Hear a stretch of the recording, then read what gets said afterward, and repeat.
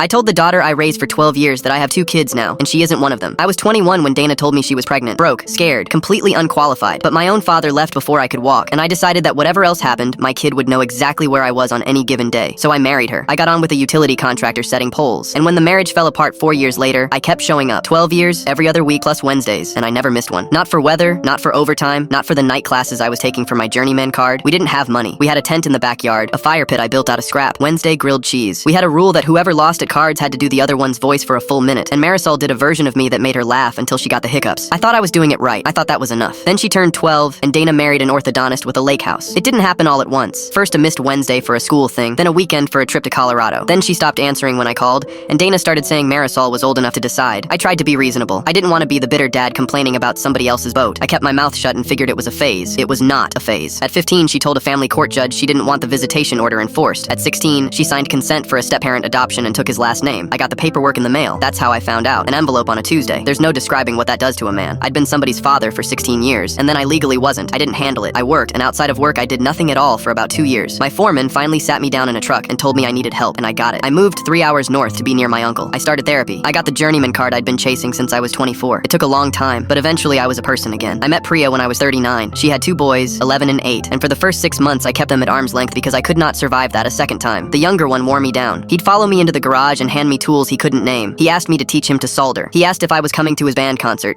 and when I said I didn't want to overstep, he said, "But you're the one who drives me." The older one took longer. Then when he was 19, he asked me to adopt him, and when he asked, he cried, and so did I. I have 2 sons. One's an apprentice on my old crew. The younger one's finishing his degree. We have a house that's paid down halfway, a dog with a bad hip, and 11 years of inside jokes. That's my family. That's the whole thing. 6 weeks ago, Dana's sister called. She said Marisol's stepfather died in the spring, that the estate went to his own 2 children, and things had gotten hard. I told her I was sorry to hear it. We hadn't spoken in 13 years. There wasn't much else to say. Then on a Saturday in October, while Priya and I were loading the truck to go up to my uncle's, someone knocked. I looked through the glass and my whole body went cold. 29 years old. Dana's chin, my mother's eyes. She said, "Hi, it's Marisol." 13 years. 13 years of rebuilding myself out of the worst place I have ever been into a life where I'm actually wanted. I said as calmly as I could manage that I was sorry, but I couldn't open that back up. That I have 2 sons now and they're my family. That I hoped she was okay, and that I meant that. Then I closed the door. Not hard, but I closed it. My hands shook for an hour. A week later, I found out my brother had given her my address and my number back in August. He'd been talking to her for 2 months and never said a word to me. He called crying, saying she's my blood, saying our mother would have wanted this. Here's what I keep coming back to. She turned 18 11 years ago. 11 years of being an adult, of being able to send 1 text, make 1 call, drive 1 afternoon. She didn't. Not on my birthday, not when my uncle died, not once. And the year the money went away, she found my door in about 4 months. Maybe that's unfair to her. Maybe she's been carrying something I don't understand. I've thought about it more than I'd like to admit, but I already had a family that chose me when I had nothing to offer but a garage and a dog. I'm choosing them back.